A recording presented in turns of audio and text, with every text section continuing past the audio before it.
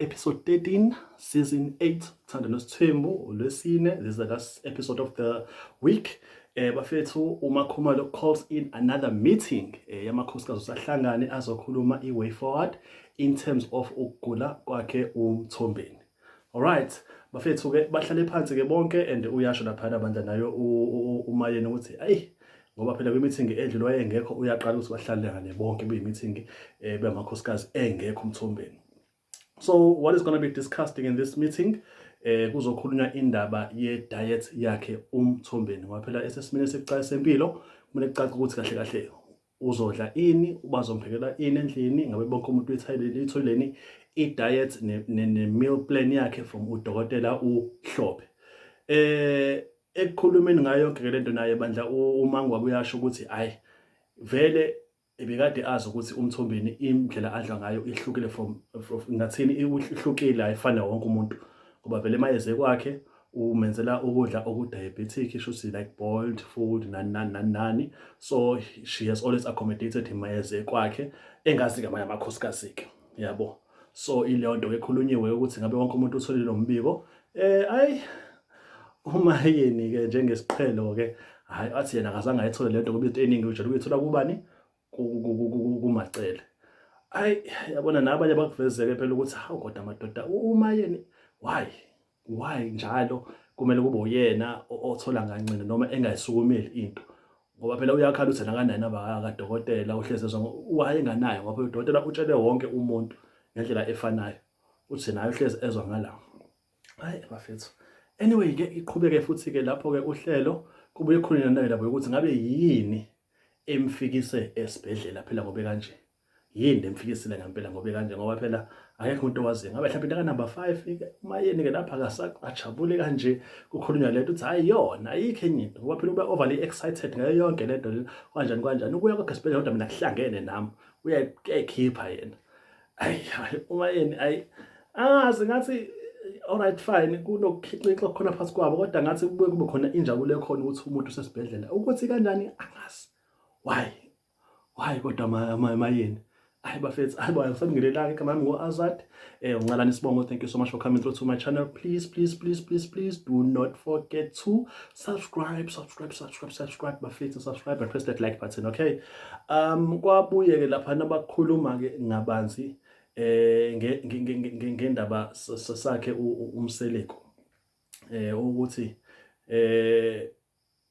yini-ke abazokwenza abasingayo ukuthi ngoba sesibhedlela kwenzakaleni nani yonke lento leyo. Wonke umuntu athi hayi akazi kobe wafunda baka-number 5 futhi khona lapho ukuthi ngabe mhlampe uMakhumalo particularly uvele wabuza ukuthi ngabe ubuza uMacele ukuthi ngabe ujabulile yini u-number 5 ukuthi uzile esibhedlela ngoba phela nangu uMseleko ukuthi ithina esimbangela ukuthi abe nesibhedlela kuba simnqabelile ukuthi ezi-number 5 ezombona.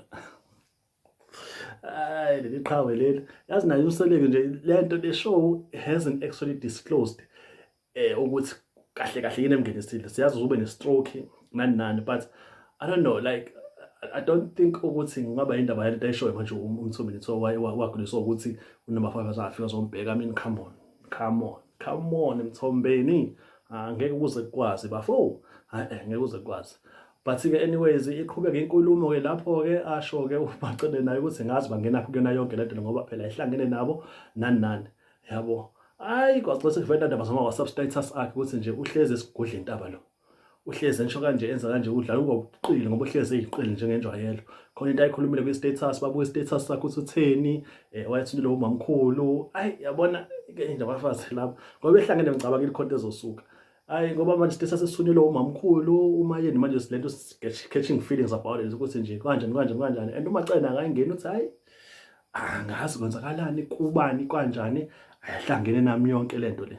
Leya meeting nje i-coverishe okuningi kodwa in a short space of time. Covered ukuthi kumele adle ini, isimo sakhe yini emezwe angene esibhedlela nanokuthi number 5 ngabe ujabulile yini ukuthi ufile ozombona kwasuka indaba yesi-status se-message-ke lesi-WhatsApp leyakhona-ke kwakuphela kanjalo.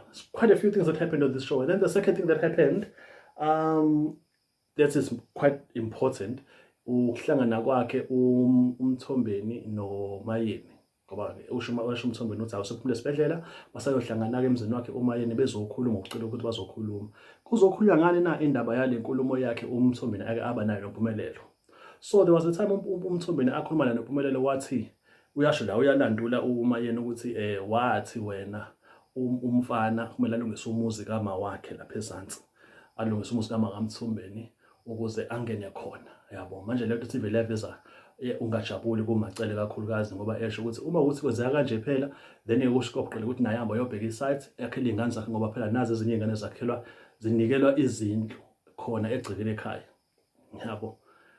Hey, yabona le nkulumo yakaba inkinga, ngoba khona into ebuzwa udirector ebuza uMpumelelo ukuthi weMpumelelo, wena ngalento le yenzakalayo uma ucabanga indaba ukuvela khona abantu abangajabuli uma ukuthi wena uzohamba uyorenovate noma usebenzani. Hayi, umfana wathi hayi, angifuni ukukhuluma ngoba engakhuluma kuzomosheka izinto, leyo hlephu kanti lekhaya iyophela indaba yalo, iyophela nje nyanyanya. Mina kodwa kona konke I blame yena uMthombeni, blame yena. I mean why kukhona kube sengathi khona i-favoritism ekhona, ngoba lento lena le ndawo ngicabanga ukuthi i-good enough ukuthi noma or spacious enough ukuthi mhlawumbe ngaba ekhaya ulwandle benoMpumelelo bangakwazi ukuthi baphilisane khona. Uma ukuthi banamakhosikazi noma uzohlala ngala noma emahlale ngala, yabo. Ile ikhaya likhulu lapha, yabo. So angi-understand into eyenzakalayo, but anyways bahleli bakhuluma ngayo ke leyo nto ke bandla, and I understand uma yena ukuthi uthini, ngoba ufuna uku-maintaina i-peace within imndeni, ngoba phela into lena izoba uqhekeko not only kumakhosikazi but nakuzona iy'ngane, yabo. Izoxabanisa nje kakhulu. Umcelile bantu, ngicela uyilungise lento leyo, sibone senze njani, yabo. And uyasho lapha nomfana ukuthi ayi, ngoba ebuzoba bakho uthi ucabangani ngayo yonke lento. Asho hayi, mina baba bengingazi lezo uthuthu vanje, ngoba phela ngokwazi kwami lo muzi kuyidlayele hodwa lapha, uma uMacele efike ney'ngane zakhe abayi lapha, baya kulo muzi ohlala khona usine. So like it's always been like that, and then all of a sudden sekuvuka inkulumo ngalapha bengakazi babe nendaba, yabo. Leyo nto leyo ngoba naMthombeni uyasho ukuthi yena ngokwakhe wayefisa ukuthi kube khona unkosikazi othile okaMpumelelo, ngoba wethe uzothatha isithembu ufana, futhi besingakahlangani kuze kube manje. Inkulumo eyikanjalo, yabo. So ileyo nto ekhulunyayo ke ukuthi ngabe kuzokwenzakalani kuwona ke lo wamuzi. Kodwa ke uMthombeni lakhe iqize uthi ngoba uyayibona lento ukuthi ihamba kanje, mhlawumbe angathola ukuthi ulwandle noMpumelelo bazama ukulungisa lo wamuzi, and then we'll see from there on ukuthi kwenzakalani. That was the end of this episode, ukuthi kwenzakalani. Kodwa nje hayi, ekugcina senyewa amagama umfana la uMpumelelo ushilo ukuthi hayi, isekhaya la, akumelanga ukuthi bakhonsulthe umuntu ukuthi kwenzakalani, abamelanga ukuthi batshele bani, sibazokwenza ngentando yabo nabo la ngendlela abafisa ukuthi babone ngayo. Ukuthi lo mlayezo uqondiswe kubani, angifuni nami ukuhlawumbisela ukuze kuthiwa ngakhuluma ngathi umfana yena osho kanje uphimisa amazwi akanjalo, asazi ukuthi uqondise kuba Mseleko ilungisa le ndaba ndoda, khona kungabi khona ukuxabana okuzoba khona. That's the end of episode 13 season 8, guys. Please don't forget to subscribe. So only two things that are major that happened in this episode. It was quite a short episode. Indaba ye-meeting yamakhosikazi bezokhuluma indaba zoma-meal plan ne-diet plan yakhe umsebenzi njengoba esimo sakhe singakalungi kahle, bese kuba indaba yalento ke yomuzi kaMthombeni ukuthi kwenziwa kanjani, ngoba phela wayethe uzonikeza uMpumelelo. So what is the way forward? Thank you for coming through, guys. See you next time.